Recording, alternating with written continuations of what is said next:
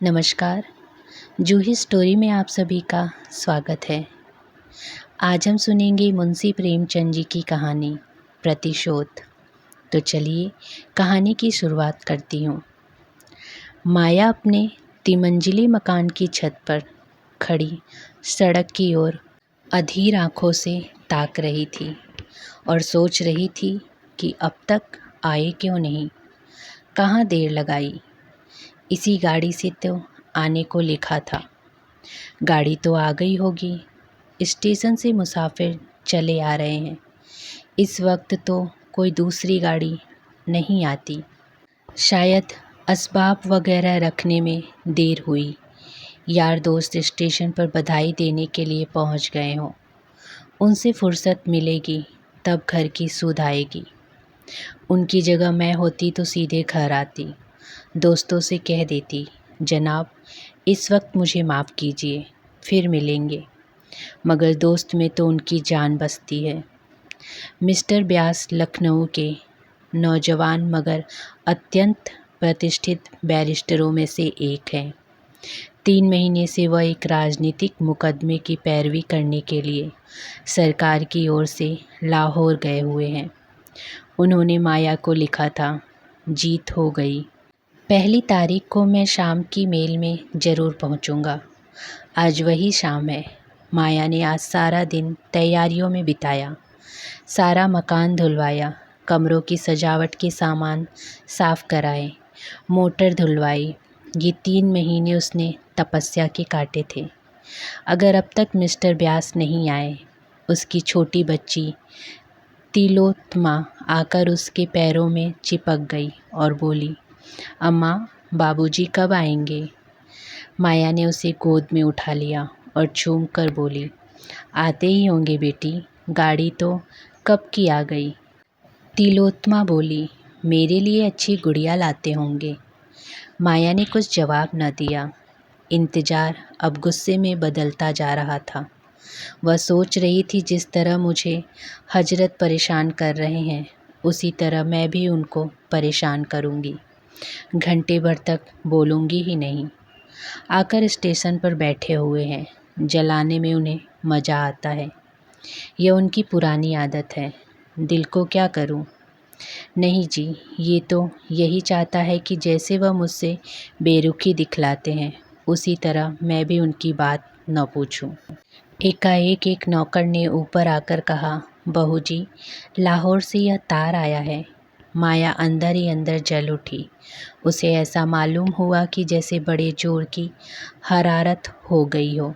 बरबस ख्याल आया, सिवाय इसके और क्या लिखा होगा कि इस गाड़ी से न आ सकूँगा। तार दे देना कौन मुश्किल है। मैं भी क्यों न तार दे दूँ कि मैं 1 महीने के लिए मायके जा रही हूँ। नौकर से कहा, तार ले जाकर कमरे में मेज पर रख दो। मगर फिर कुछ सोचकर उसने लिफाफा ले लिया और खोला ही था कि कागज़ हाथ से छूटकर गिर पड़ा। लिखा था, मिस्टर व्यास को आज 10 बजे रात किसी बदमाश ने कत्ल कर दिया। 2 महीने बीत गए मगर खूनी का अब तक पता नहीं चला। खुफिया पुलिस के अनुभवी लोग उसका सुराग लगाने की फिक्र में परेशान हैं। खूनी को गिरफ्तार करा देने वाले को 20,000 रुपये का इनाम दिया जाने का ऐलान कर दिया गया, मगर कोई नतीजा नहीं। जिस होटल में मिस्टर व्यास ठहरे थे उसी में 1 महीने से माया ठहरी हुई है। उस कमरे से उसे प्यार सा हो गया है। उसकी सूरत इतनी बदल गई है कि अब उसे पहचानना मुश्किल है, मगर उसके चेहरे पर बेकसी या दर्द का पीलापन नहीं, क्रोध की गर्मी दिखाई पड़ती है। उसकी नशीली आँखों में अब खून की प्यास और प्रतिशोध की लपट। उसके शरीर पर एक एक कर प्रतिशोध की आग से जला जा रहा था। यही उसके जीवन का लक्ष्य, यही उसकी सबसे बड़ी अभिलाषा है। उसके प्रेम की सारी निधि अब यही प्रतिशोध का आवेग है। जिस पानी ने उसके जीवन का सर्वनाश कर दिया, उसे अपने सामने तड़पते देखकर ही उसकी आंखें ठंडी होगी। खुफिया पुलिस भय और लोभ, जांच और पड़ताल से काम ले रही है। मगर माया ने अपने लक्ष्य पर पहुंचने के लिए एक दूसरा ही रास्ता अपनाया। मिस्टर व्यास को प्रेत विद्या से लगाव था। उनकी संगति में माया ने कुछ आरंभिक अभ्यास किया था। उस वक्त उसके लिए यह एक मनोरंजन था, मगर अब यही उसके जीवन का संबल था। वह रोजाना तिलोत्तमा पर अमल करती और रोज बरोज अभ्यास बढ़ाती जाती थी। वह उस दिन का इंतजार कर रही थी जब अपने पति की आत्मा को बुलाकर उससे खूनी का सुराग लगा सकेगी। वह बड़ी लगन से, बड़ी एकाग्रचित्ता से अपने काम में व्यस्त थी। रात के 10 बज गए थे। माया ने कमरे को अंधेरा कर दिया था और तिलोत्तमा पर अभ्यास कर रही थी। एकाएक उसे ऐसा मालूम हुआ कि कमरे में कोई दिव्य व्यक्तित्व आया। बुझते हुए दीपक की अंतिम झलक की तरह एक रोशनी नजर आई। माया ने पूछा, आप कौन हैं? तिलोत्तमा ने हंसकर कहा, तुम मुझे नहीं पहचानती? मैं ही तुम्हारा मनमोहन हूँ, जो दुनिया में मिस्टर व्यास के नाम से मशहूर था। आप खूब आए। मैं आपसे खूनी का नाम पूछना चाहती हूँ। उसका नाम है ईश्वरदास। कहाँ रहता है? सहाज हाजपुर। माया ने मोहल्ले का नाम, मकान का नंबर, सूरज शक्ल सब कुछ विस्तार के साथ पूछा और कागज पर नोट कर लिया। तिलोत्तमा जरा देर से उठ बैठी। जब कमरे में फिर रोशनी हुई तो माया का मुरझाया हुआ चेहरा विजय की प्रसन्नता से चमक रहा था। उसके शरीर में एक नया जोश लहरें मार रहा था कि जैसे प्यार से मरते हुए मुसाफिर को पानी मिल गया हो। उसी रात को माया ने लाहौर से सहाज हाजपुर आने का इरादा किया। 3 रात का वक्त। पंजाब मेल बड़ी तेजी से अंधेरी को चीरती हुई चली जा रही थी। माया 1 सेकंड क्लास के कमरे में बैठी सोच रही थी कि सहाज हाजपुर में कहाँ ठहरेगी, कैसे ईश्वरदास का मकान तलाश करेगी और कैसे उससे खून का बदला लेगी। उसके बगल में तिलोत्तमा बेखबर सो रही थी। सामने ऊपर के बर्थ पर एक आदमी नींद में गाफिल पड़ा हुआ था। एकाएक गाड़ी का कमरा खुला और 2 आदमी कोट पतलून पहने हुए कमरे में दाखिल हुए। दोनों अंग्रेज थे। एक माया की तरफ बैठा और दूसरे तरफ। माया सिमट कर बैठ गई। इन आदमियों को यों बैठना उसे बहुत बुरा मालूम हुआ। वह कहना चाहती थी, आप लोग दूसरी तरफ बैठे, पर वही औरत जो खून का बदला लेने जा रही थी, सामने यह खतरा देखकर कांप उठी। वह दोनों शैतान उसे सिमटते देखकर और भी करीब आ गए। माया अब वहाँ बैठी न रह सकी। वह उठकर दूसरे बर्थ पर जाना चाहती थी कि उनमें से एक ने उसका हाथ पकड़ लिया। माया ने जोर से हाथ छुड़ाने की कोशिश करके कहा, तुम्हारी शामत तो नहीं आई है, छोड़ दो मेरा हाथ, सुअर। इस पर दूसरे आदमी ने उठकर माया को सीने से लिपटा लिया और लड़खड़ाती हुई जबान से बोला, वेल, हम तुमका बहुत सा रुपया देगा। माया ने उसे सारी ताकत से ढकेलने की कोशिश करते हुए कहा, हट जा हरामजादे, वरना अभी तेरा सर फोड़ दूंगी। दूसरा आदमी भी उठ खड़ा हुआ और दोनों मिलकर माया को बर्थ पर लिटाने की कोशिश करने लगे।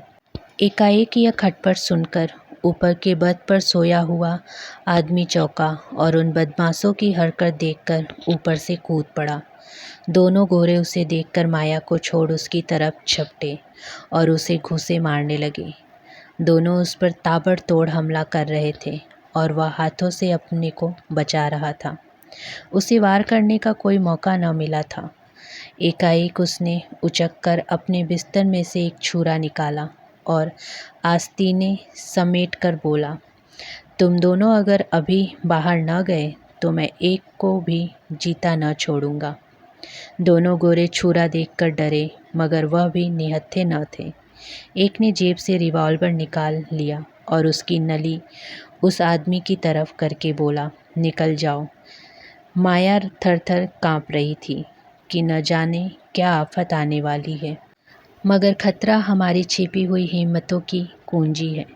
खतरे में पड़कर हम भय की सीमाओं से आगे बढ़ जाते हैं, कुछ कर गुजरते हैं जिस पर हमें खुद हैरत होती है।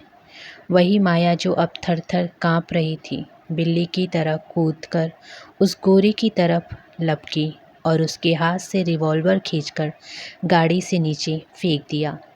गोरे ने खिसियाकर माया को दाँत काटना चाहा, मगर माया ने जल्दी से हाथ खींच लिया और खतरे की जंजीर के पास जाकर उसे ज़ोर से खींचा। दूसरा गोरा अब तक किनारे खड़ा था। उसके पास कोई हथियार न था, इसीलिए वह छुरी के सामने न आना चाहता था। जब उसने देखा कि माया ने जंजीर खींच ली तो भीतर का दरवाज़ा खोलकर भागा। उसका साथी भी उसके पीछे पीछे भागा। चलते चलते छुरी वाले आदमी ने उसे इतनी ज़ोर से धक्का दिया कि वह मुंह के बल गिर पड़ा।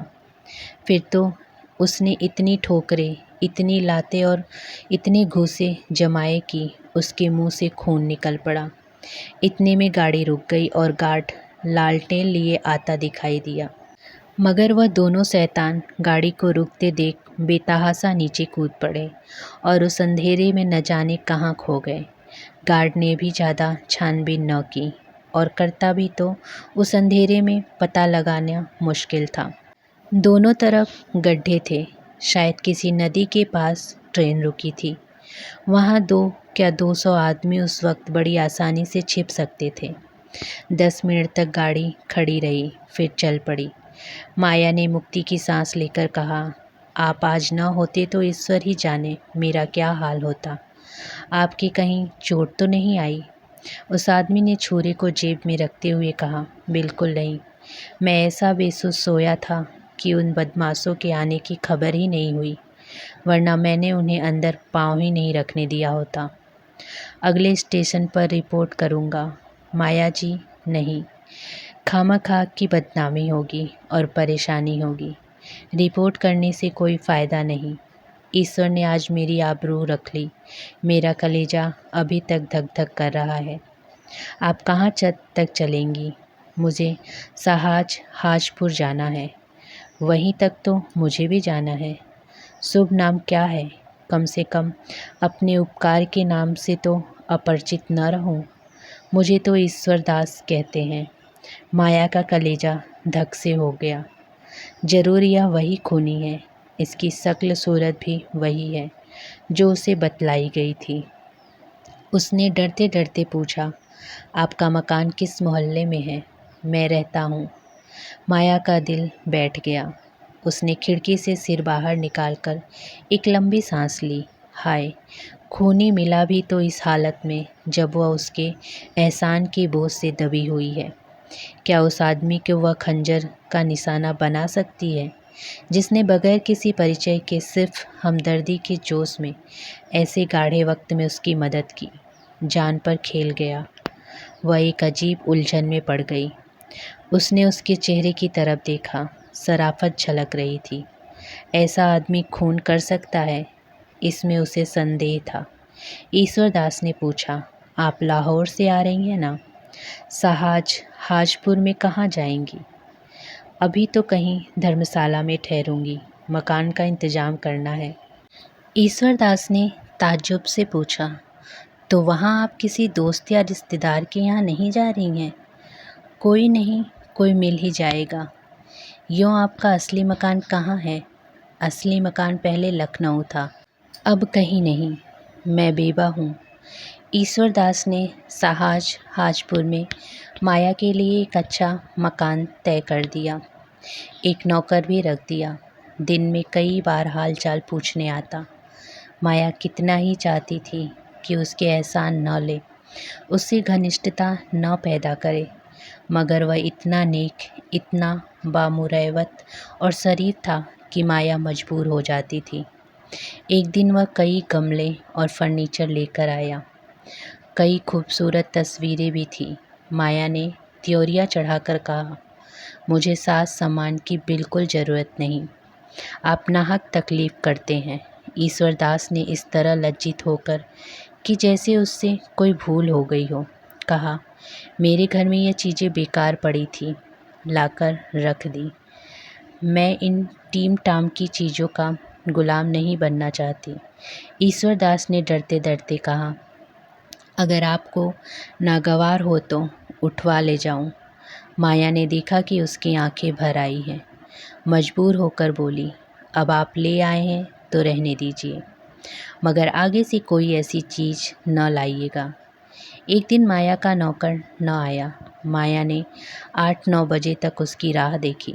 जब अब भी वह न आया तो उसने जूठे बर्तन मांजना शुरू किया। उसे कभी हाथ से चौका बर्तन करने का सहयोग न हुआ था। बार बार अपनी हालत पर रोना आता था। एक दिन वह था कि उसके घर में नौकरों की एक पलटन थी। आज उसे अपने हाथों बर्तन मांजने पड़ रहे हैं।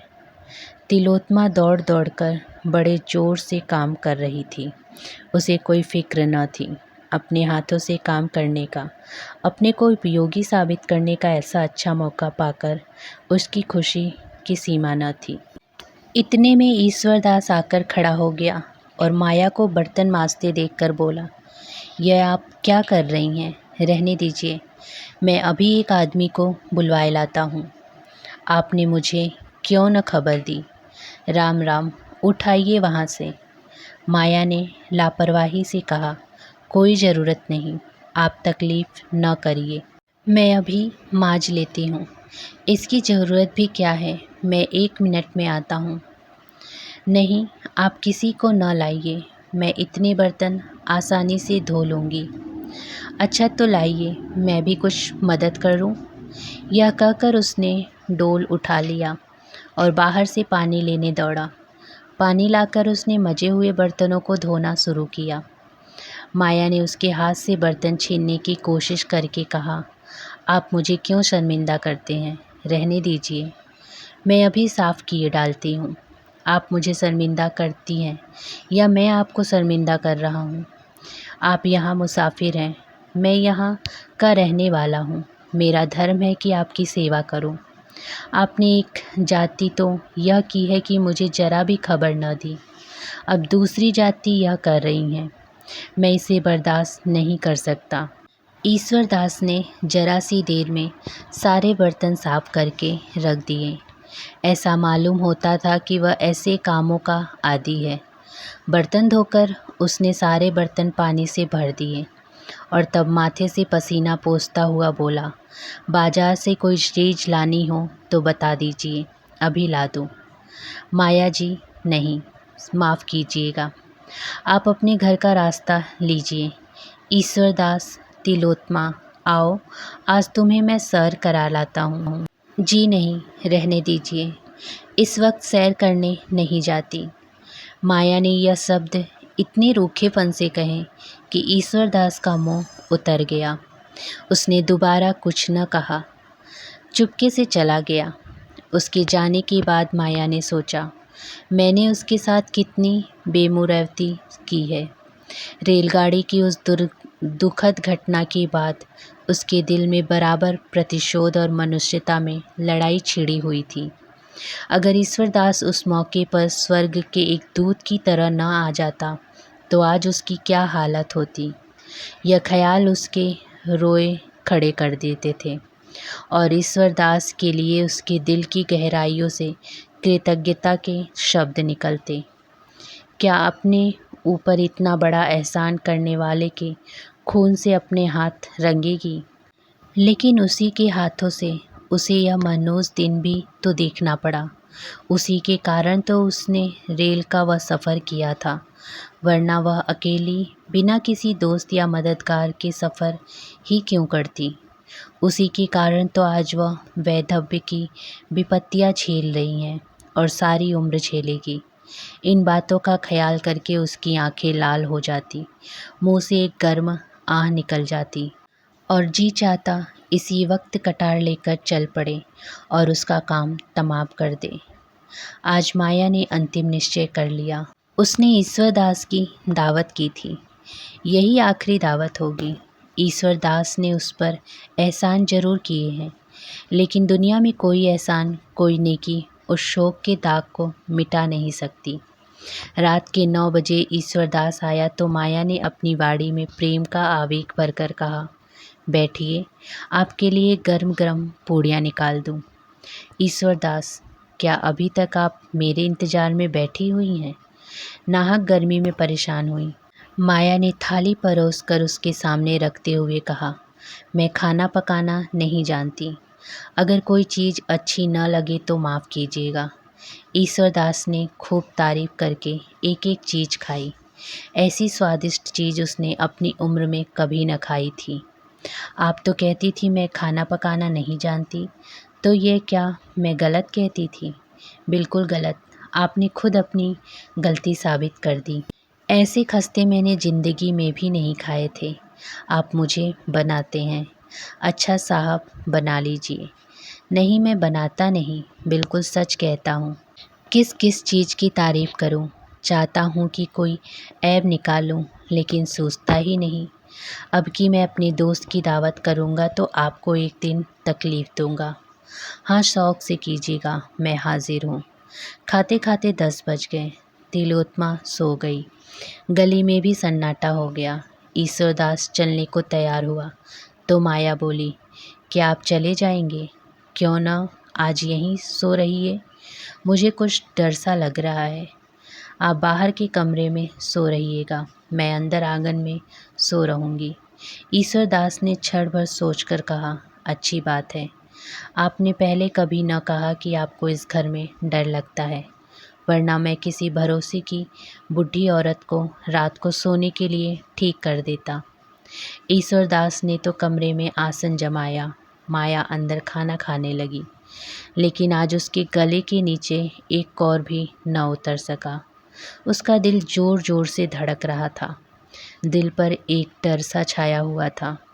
ईश्वरदास कहीं जाग पड़ा तो उसे उस वक्त कितनी शर्मिंदगी होगी। माया ने कटार को खूब तेज कर रखा था। आज दिन भर उसे हाथ में लेकर अभ्यास किया। वह इस तरह वार करेगी कि खाली ही न जाए। अगर ईश्वरदास जाग ही पड़ा तो जानलेवा घाव लगेगा। जब आधी रात हो गई और ईश्वरदास के खर्राटों की आवाज़ कानों में आने लगी तो माया कटार लेकर उठी, पर उसका सारा शरीर काँप रहा था। भय और संकल्प, आकर्षक और घृणा एक साथ कभी उसे एकदम आगे बढ़ा देती, कभी पीछे हटा देती। ऐसा मालूम होता था कि जैसे सारा मकान, सारा आसमान चक्कर खा रहा है। कमरे की हर एक चीज़ घूमती हुई नज़र आ रही थी, मगर एक क्षण में यह बेचैनी दूर हो गई और दिल पर डर छा गया। वह दबे पांव ईश्वरदास के कमरे तक आई, फिर उसके कदम वहीं जम गए। उसकी आंखों से आंसू बहने लगे। आह, मैं कितनी कमज़ोर हूँ। जिस आदमी ने मेरा सर्वनाश कर दिया, मेरी हरी भरी खेती उजाड़ दी, मेरे लहलाते हुए उपवन को वीरान कर दिया, मुझे हमेशा के लिए आग के जलते हुए कुंडों में डाल दिया। उससे मैं खून का बदला भी नहीं ले सकती। वह मेरी बहनें थी जो तलवार और बंदूक लेकर मैदान में लड़ती थी, दहकती हुई चिता में हंसते हंसते बैठ जाती थी। उसे उस वक्त ऐसा मालूम हुआ कि मिस्टर व्यास सामने खड़े हैं और उसे आगे बढ़ने की प्रेरणा कर रहे हैं। वे कह रहे हैं, क्या तुम मेरे खून का बदला न लोगी? मेरी आत्म प्रतिशोध के लिए तड़प रही है। क्या उसे हमेशा हमेशा यूं ही तड़पाती रहोगी? क्या यही वफा की शर्त थी? इन विचारों ने माया की भावनाओं को भड़का दिया। सबकी आंखें खून की तरह लाल हो गई, होठ दांतों के नीचे दब गए और कटार के हत्थे पर मुट्ठी बन गई। एक उन्माद सा छा गया। उसने कमरे के अंदर पैर रखा, मगर ईश्वरदास की आंखें खुल गई थी। कमरे में लालटेन की मध्यम रोशनी थी। माया की आहट पाकर वह चौंका और फिर सिर उठाकर देखा तो खून सर्द हो गया। माया प्रलय की मूर्ति बनी हाथ में नंगी कटार लिए उसकी तरफ चली आ रही थी। वह चारपाई से उठकर खड़ा हो गया और घबरा कर बोला, क्या है बहन, यह कटार क्यों लिए हुए हो? माया ने कहा, यह कटार तुम्हारे खून की प्यासी है, क्योंकि तुमने मेरे पति का खून किया है। ईश्वरदास का चेहरा पीला पड़ गया। बोला, मैंने? हाँ, तुम्ही ने लाहौर में मेरे पति की हत्या की, जब वे एक मुकदमे की पैरवी करने गए थे। क्या तुम इससे इनकार कर सकते हो? मेरे पति की आत्मा ने खुद तुम्हारा पता बताया है। तो तुम मिस्टर ब्यास की बीवी हो? हाँ, मैं उनकी बदनसीब बीवी हूँ और तुम मेरा सुहाग लूटने वाले हो। तुमने मेरे ऊपर एहसान किए हैं, लेकिन एहसानों से मेरे दिल की आग नहीं बुझ सकती। वह तुम्हारी खून से ही बुझेगी। ईश्वरदास ने माया की ओर याचना भरी आंखों से देखकर कहा, अगर आपका यही फैसला है तो लीजिए, यह सर हाजिर है। अगर मेरे खून से आपके दिल की आग बुझ जाए तो मैं खुद उसे आपके कदमों पर गिरा दूंगा। लेकिन जिस तरह आप मेरे खून से अपनी तलवार की प्यास बुझानी अपना धर्म समझती हैं, उसी तरह मैंने भी मिस्टर ब्यास को कत्ल करना अपना धर्म समझा। आपको मालूम है, वह एक राजनीतिक मुकदमे की पैरवी करने लाहौर गए थे। लेकिन मिस्टर ब्यास ने जिस तरह अपनी ऊंची कानूनी लियाकत का इस्तेमाल किया, पुलिस को झूठी शहादतों के लिए तैयार करने में जिस तरह मदद की, जिस बेरहमी और बेदर्दी से बेकस और ज़्यादा बेगुनाह नौजवानों को तबाह किया, उसे मैं सह न सकता था। उस दिनों अदालत में तामाशाइयों की बेइंतहा भीड़ रहती थी। सभी अदालत से मिस्टर ब्यास को कोसते हुए जाते थे। मैं तो मुकदमे की हकीकत को जानता था, इसलिए मेरी अंतरात्मा सिर्फ कोसने और गालियाँ देने से शांत न हो सकती थी। मैं आपसे क्या कहूँ, मिस्टर ब्यास ने आँख खोलकर समझबूझकर झूठ को सच साबित किया और कितने ही घरानों को बेचिराग कर दिया। आज कितनी माएँ अपने बेटों के लिए खून के आंसू रो रही हैं। कितनी ही औरतें विधवा हो गई। पुलिस कितनी ही जातियाँ करे, हम परवाह नहीं करते। पुलिस से हम इसके सिवा और उम्मीद नहीं रखते। उसमें ज़्यादातर जाहिल सोहल्दे चुभे होते हैं। सरकार ने इस महकमे को कायम ही इसलिए किया है कि वह रियाया को तंग करे, मगर वकीलों से हम इंसाफ की उम्मीद रखते हैं। हम उनकी इज्जत करते हैं। वे उच्च कोटि के पढ़े लिखे सजग लोग होते हैं। जब ऐसे आदमियों को हम पुलिस के हाथों की कठपुतलियाँ बना हुआ देखते हैं तो हमारे क्रोध की सीमा नहीं रहती। मैं मिस्टर ब्यास का प्रशंसक था, मगर जब मैंने उन्हें बेगुनाह मुलजिमों से जबरन जुर्म का इकबाल कराते देखा तो मुझे उनसे नफ़रत हो गई। गरीब मुलजिम रात दिन भर उल्टे लटकाए जाते थे, सिर्फ इसलिए कि वह अपना जुर्म, जो उन्होंने कभी नहीं किया, इकबाल कर ले। उनकी नाक में लाल मिर्च का धुआं डाला जाता। मिस्टर ब्यास यह सारी जातियाँ सिर्फ अपनी आंखों से देखते ही नहीं थे, बल्कि उन्हीं के इशारे पर वह की जाती थी। माया के चेहरे की कठोरता जाती रही। उसकी जगह जायज गुस्से की गर्मी पैदा हुई। बोली, इसका आपके पास कोई सबूत है कि उन्होंने मुलजिमों पर ऐसी सख्तियाँ की? यह सारी बातें आमतौर पर मशहूर थी। लाहौर का बच्चा बच्चा जानता है। मैंने खुद अपनी आंखों से देखी, इसके सिवा मैं और क्या सबूत दे सकता हूँ? उन बेचारों का बस इतना कसूर था कि वह हिंदुस्तान के सच्चे दोस्त थे। अपना सारा वक्त प्रजा की शिक्षा और सेवा में खर्च करते थे, भूखे रहते थे। यही उनका गुनाह था और इसी गुनाह की सज़ा दिलाने में मिस्टर ब्यास पुलिस के दाहिने हाथ बने हुए थे। माया के हाथ से खंजर गिर पड़ा। उसकी आंखों में आंसू भर आए। बोली, मुझे न मालूम था कि वे ऐसी हरकतें भी कर सकते हैं। ईश्वरदास ने कहा, यह न समझिए कि मैं आपकी तलवार से डरकर वकील साहब पर झूठे इल्ज़ाम लगा रहा हूँ। मैंने कभी ज़िंदगी की परवाह नहीं की। मेरे लिए कौन रोने वाला बैठा हुआ है? किसके लिए ज़िंदगी की परवाह करूँ? अगर आप समझती हैं कि मैंने अनुचित हत्या की है तो आप इस तलवार को उठाकर इस ज़िंदगी का खात्मा कर दीजिए। मैं ज़रा भी न झिझकूँगा। अगर आप तलवार न उठा सके तो पुलिस को खबर कर दीजिए। वह बड़ी आसानी से मुझे दुनिया से रुखसत कर सकती है। सबूत मिल जाना मुश्किल न होगा। मैं खुद पुलिस के सामने जुर्म का इकबाल कर लेता, मगर मैं इसे जुर्म नहीं समझता। अगर एक जान से सैकड़ों जान बच जाए तो वह खून नहीं, मैं सिर्फ़ इसलिए ज़िंदा रहना चाहता हूँ कि शायद किसी ऐसे ही मौके पर मेरी फिर ज़रूरत पड़े। माया ने रोते हुए, अगर तुम्हारा बयान सही है तो मैं अपना खून माफ़ करती हूँ। तुमने जो किया या बेजा किया, इसका फ़ैसला ईश्वर करेंगे। तुमसे मेरी प्रार्थना है कि मेरे पति के हाथों जो घर तबाह हुए हैं, उनका मुझे पता बतला दो। शायद मैं उनकी कुछ सेवा कर सकूं। तो दोस्तों, ये थी मुंशी प्रेमचंद जी की कहानी प्रतिशोध। उम्मीद करती हूँ कि मेरे द्वारा सुनी हुई कहानी आप सभी को पसंद आई हो। कहानी पसंद आई हो तो वीडियो को लाइक, शेयर और चैनल को सब्सक्राइब ज़रूर कीजिएगा। धन्यवाद।